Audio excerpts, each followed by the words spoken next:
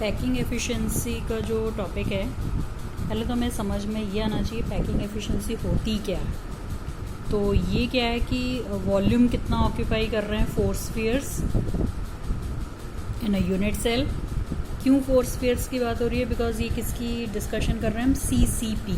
तो चाहे हम CCP बोलें चाहे हम FCC बोलें, बात एक ही है।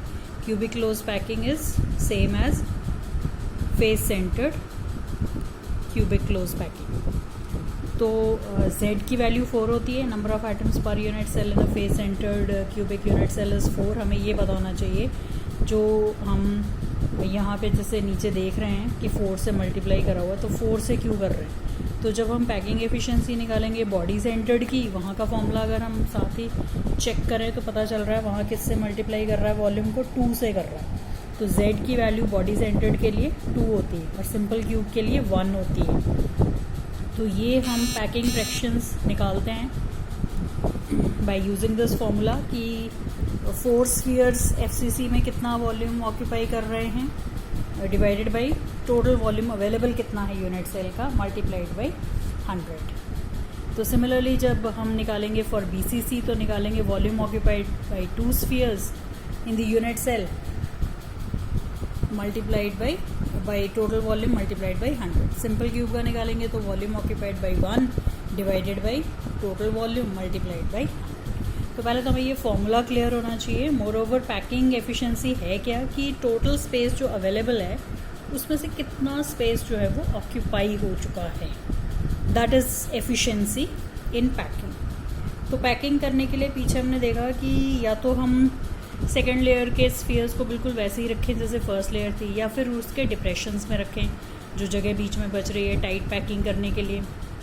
तो जो डिप्रेशंस में रख के हमने पैकिंग की थी उस पैकिंग को हम बोलते हैं CCP पैकिंग, FCC पैकिंग। और जो पैकिंग हम ये वाली कर रहे हैं कि एक स्फीयर रखा, ठीक उसके नीचे दूसरा फिर तीसरा, ऐसे कर करके हम तो लेयर बिछाते जा रहे हैं लेयर बाय लेयर। तो all layers are same, such packing is known as square close packing. तो ये वाली जो पैकिंग है जिसमें हम सेकेंड लेयर को फर्स्ट लेयर के डिप्रेशंस में रख रहे हैं so as to occupy maximum space. दिख रहा है कि यहाँ काफ़ी स्पेस जो है वो अनकवर्ड बच रही है और यहाँ काफ़ी कम स्पेस बच रही है। तो जब सेकेंड लेयर इसके ऊपर बिछाई जाएगी हेक्सागोनल क्लोज पैकिंग के ऊपर, ना कि square close packing. Square close packing तो वही है लीस्ट एफिशिएंट मेथड। तो ये जो है अब FCC पैकिंग, इसमें पॉसिबिलिटीज़ अब हमारे पास आती हैं कि हम फेस सेंटर्ड पैकिंग भी कर सकते हैं, बॉडी सेंटर्ड पैकिंग भी कर सकते हैं। तो ये जो पैकिंग है सिंपल क्यूब की पैकिंग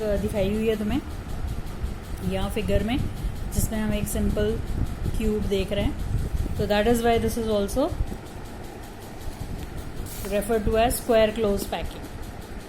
तो ये जो पैकिंग एफिशिएंसीज़ हैं इनको फाइंड आउट करने के लिए कि हमने जो सेकेंड लेयर के ये वाले जो टॉपिक देखा होगा कि फर्स्ट लेयर रखी, फिर ये जो सर्कल्ड अब ऊपर दिखा रहा है ब्राउन कलर के, ये अब किसको को ऑक्यूपाई करने की कोशिश कर रहा है? खाली जगह को ऑक्यूपाई करने की कोशिश कर रहा है। लेकिन खाली जगह को ऑक्यूपाई करने के चक्कर में नई जगह क्रिएट हो गई और न्यू वॉइड्स आर क्रिएटेड।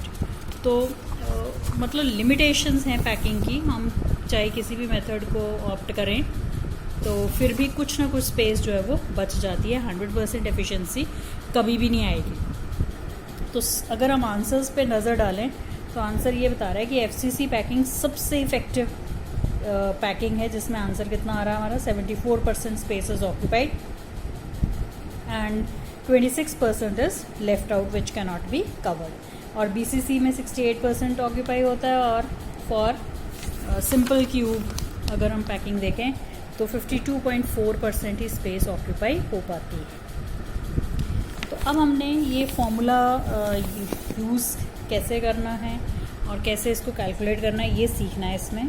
तो क्यूब एक ड्रॉ करेंगे और अब हमें पता है कि ये जो है कॉर्नर्स हैं, ठीक, 8 कॉर्नर्स हैं। ये जो है पूरा का पूरा दिस कंप्लीट बॉक्स ये क्या है? फेस है। ऐसे ही ये भी क्या है? इसका फेस है। सिमिलरली ये भी इसका क्या है? फेस है। तो there are how many faces? 6 faces. तो 6 फेसेस हैं इसके, 8 कॉर्नर्स हैं। और जो HCP पैकिंग है या CCP पैकिंग है इसमें जो एटम्स या आयंस या मॉलिक्यूल्स होते हैं सॉलिड्स के, वो कहाँ लाई करते हैं, centre of the face. Corner पे तो है ही है, कॉर्नर पे तो सिंपल क्यूब से ही शुरू हो जाता है, तो कोने पे तो एटम रहेगा ही रहेगा हमेशा, लेकिन यहाँ की खासियत क्या है, in the centre of the face. तो यहाँ से अब हम ट्राइंगल मार्क कर लेंगे, ADC triangle and ABC triangle, कुछ भी ले लो एक ही बात है, ADC is same as ABC। तो अब इस ट्राइंगल में ABC में क्या है, डायगोनल देखना है हमें, डायगोनल हमें क्लियर है, AC है, AC is equal to BC square plus AB square Pythagoras theorem से।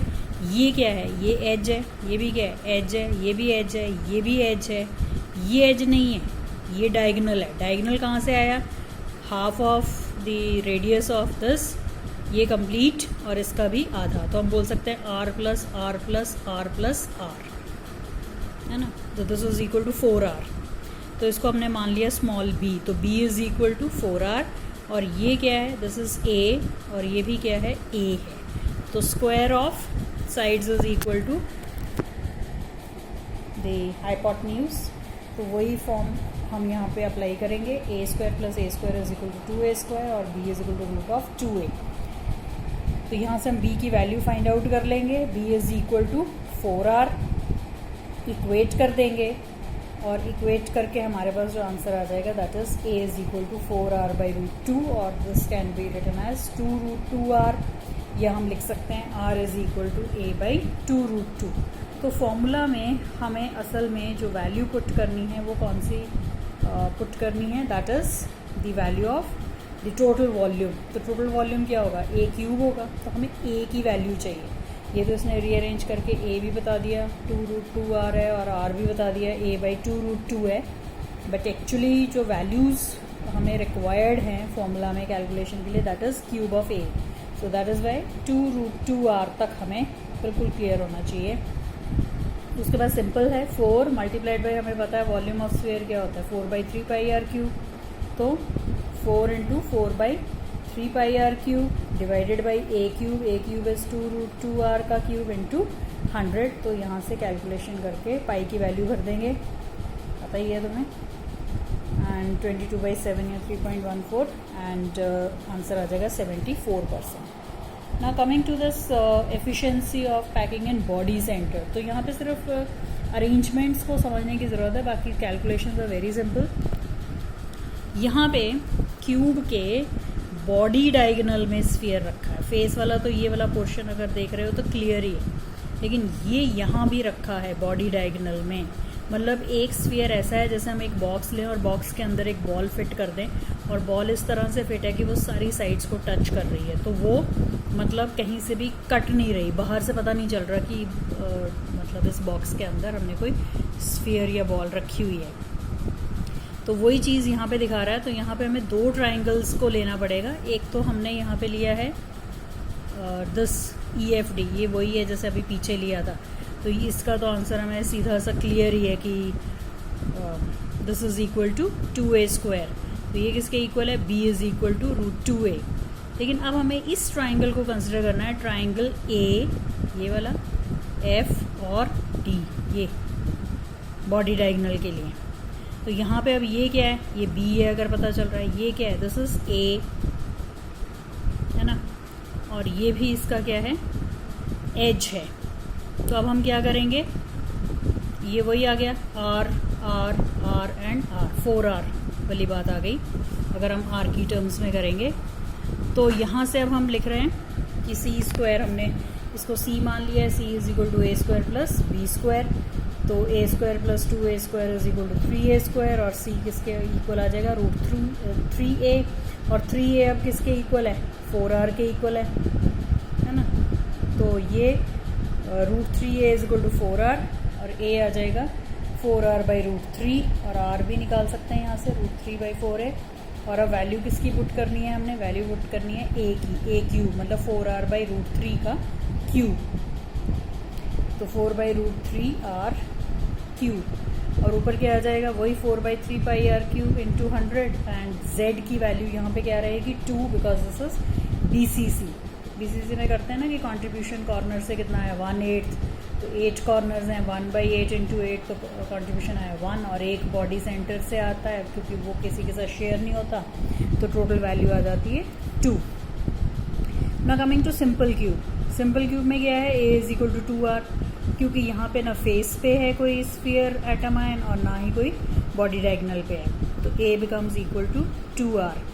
तो यहाँ से ये आ जाएगा A cube is equal to 2R cube is equal to 8R, सीधा सही डायरेक्ट क्यूब 2R का क्यूब, और वॉल्यूम हमें पता है 4/3 पाई R क्यूब। तो डायरेक्टली फॉर्मूला चेक करेंगे, फॉर्मूला वही 4/3 पाई R cube by 8R cube into 100, और यहाँ पे हमने किससे मल्टीप्लाई करा, Z यहाँ पे क्या है, rank of the unit cell, number of atoms per unit cell, जैसे वहाँ 4 था 2 था, तो यहाँ पे क्या है 1 है।